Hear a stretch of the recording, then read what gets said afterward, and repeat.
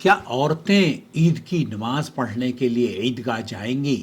یہ جان کر آپ کو حیرت ہوگی کہ جتنی بھی عبادات ہیں، جتنی بھی نمازیں ہیں اسلام میں، عورت اگر جانا چاہے تو جا سکتی ہے، لیکن اس کو یہ نہیں کہا گیا کہ آپ مسجد جائیں گی، یہ نہیں کہا گیا کہ آپ اس عبادت کو وہاں جا کر انجام دیں گی۔ نماز ظہر ہو، جمعہ ہو، عصر ہو، مغرب ہو، عشاء ہو، فجر ہو، کوئی بھی نماز ہو، لیکن ایک نماز ایسی ہے جس کے بارے میں شیخ محمد بن صالح عثیمین رحمۃ اللہ علیہ فرماتے ہیں کہ حتی النساء، وہ یہ آپ کے لیے ایک نیا پیغام ہو سکتا ہے، شاید کہ اتر جائے تیرے دل میں میری بات۔ ہمارے یہاں بہت ساری عورتوں کو عیدگاہ سے محروم رکھا جاتا ہے، جبکہ نبی کریم صلی اللہ علیہ وسلم عیدگاہ میں لے جانے کا ان کو حکم دے رہے ہیں۔ سنتے ہیں شیخ محمد بن صالح عثیمین کو۔ حتى النساء يطلب منهن أن يحضرن صلاة العيد۔ یہاں شیخ صالح عثیمین فرماتے ہیں حتی النساء،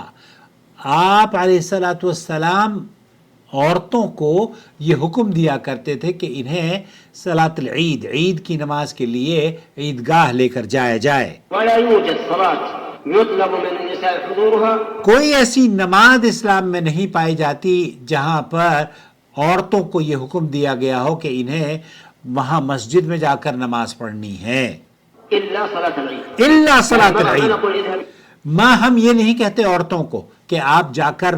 جمعے کی نماز پڑھیں، اب جا کر اگر یہ جانا چاہتی ہیں انہیں روکنا بھی نہیں چاہیے۔ ہمارے ہاں تو روکا جاتا ہے، ہمارے یہاں تو نمائشوں میں اور میلوں میں عورتوں کو لے کے جایا جاتا ہے، لیکن عیدگاہ میں جہاں اللہ کے رسول صلی اللہ علیہ وسلم فرماتے ہیں کہ انہیں عیدگاہ لے کر جاؤ، وہاں نہیں لے کے جایا جاتا۔ جمعے کے لیے آپ کو رخصت ہے، آپ اگر گھر پہ پڑھنا چاہتی ہیں، لیکن عید کی نماز کے لیے اللہ کے رسول صلی اللہ علیہ وسلم کے کلمہ پڑھنے والی خواتین کے لیے آپ کے نبی نے کیا حکم دیا ہے؟ صلي في المسجد الظهر العصر، آپ ظہر اور عصر جہاں چاہیں پڑھیے، إلا صلاة العيد۔ الا صلاۃ فقد العید، أمر النبي صلى الله عليه وسلم فقد امر النبی صلی اللہ علیہ وسلم، آپ علیہ الصلوۃ والسلام نے حکم دیا ہے أن يخرج العواتق ان نخرج وذوات الحضور وذوات الحضور،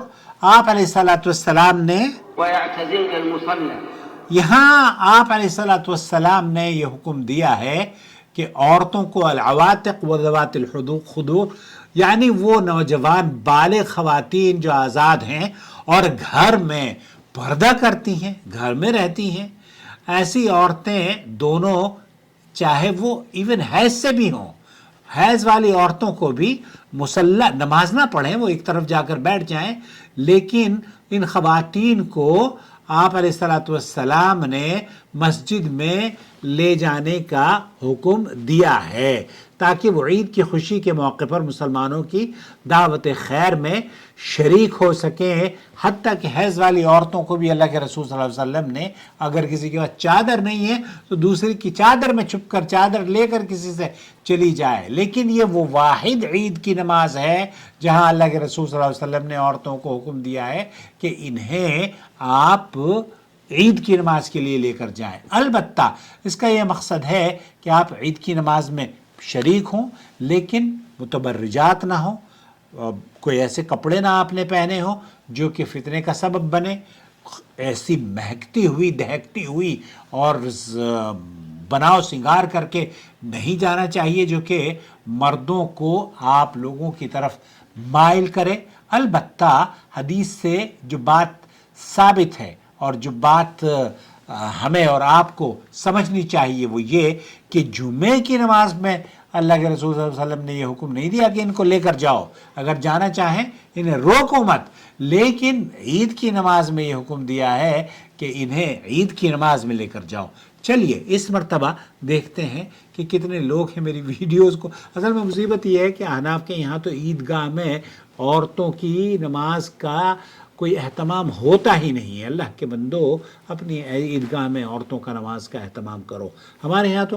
آپ لوگ اگر اہل حدیثوں کی مسجدوں میں جائیں یا اہل حدیثوں کی عیدگاہ میں جائیں تو وہاں پر خواتین باقاعدہ طور پر شریک ہوتی ہیں اس حدیث پر عمل کرتے ہوئے۔ اللہ تعالی ہمیں ہماری عورتوں کو عقل سلیم عطا فرمائے، اور اپنے شوہروں سے کہیں، شوہر سے کہو کہ بھئی ہم بھی آپ کے ساتھ چلیں گے، اب وہ کہے گا کہ نہیں ہمارے یہاں تو ہوتی ہی نہیں ہے عورتوں کی عیدگاہ کی، تو پھر ان سے کہیں کہ آپ پھر اہل حدیثوں کی طرف چلیں، وہاں چل کر ہم عورتوں کے ساتھ مسجد ہو یا عیدگاہ ہو، اور ایون حیض والی عورت بھی جا سکتی ہے، کوئی حرج نہیں ہے۔